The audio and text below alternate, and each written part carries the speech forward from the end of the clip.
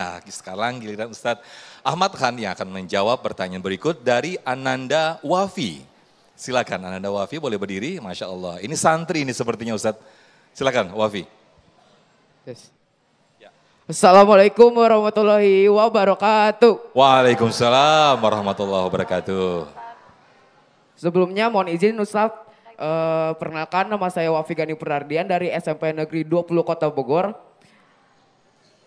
Pertanyaan saya adalah bagaimana caranya menyikapi guru yang sentimen kepada anak didiknya seakan-akan gurunya membenci kepada anak didiknya.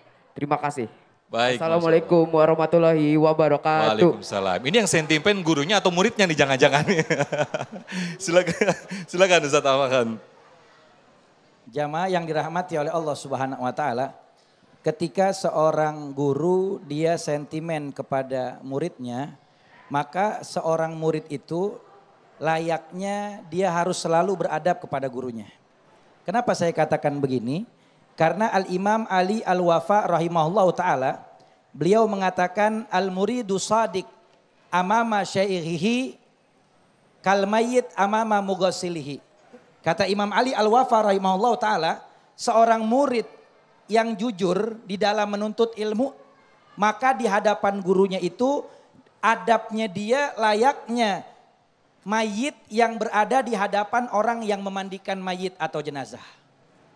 Jenazah atau mayit ketika dimandikan oleh yang memandikan, maka dia ngikutin gak? Ngikutin. Mau diangkat tangannya, ngangkat gak tangannya? Mau dibalikan ke kanan, berbalik gak badannya? Mau dibalikan ke kiri, berbalik gak badannya? Ini adabnya seorang murid di hadapan gurunya. Seorang murid itu ketika mendapati gurunya marah, ketika mendapati gurunya itu mendidik dia dengan tarbiyah, dengan akhlak, dengan adab, maka seorang murid dia harus sabar melayani dan sabar menerima dari seorang guru tersebut. Selama sesuatu yang dilakukan tidak bertentangan dengan syariat Allah Subhanahu wa taala. Coba lihat para ulama, para kiai, para mualim, para habaib yang sekarang jadi ulama-ulama besar yang mumpuni ilmunya, yang paham Quran dan hadis, paham dengan ilmu-ilmu di dalam bidang-bidang yang banyak.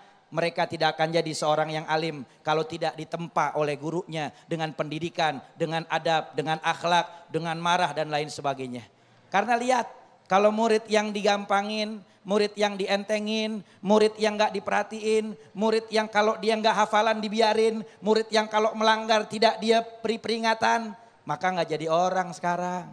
Gak jadi orang, gak dapat keberkahan ilmu, dia gak punya semangat yang tinggi di dalam menuntut ilmu. Makanya seorang guru itu dia lebih mengetahui kapasitas seorang muridnya. Murid ini kalau tidak dipecut dia tidak akan paham.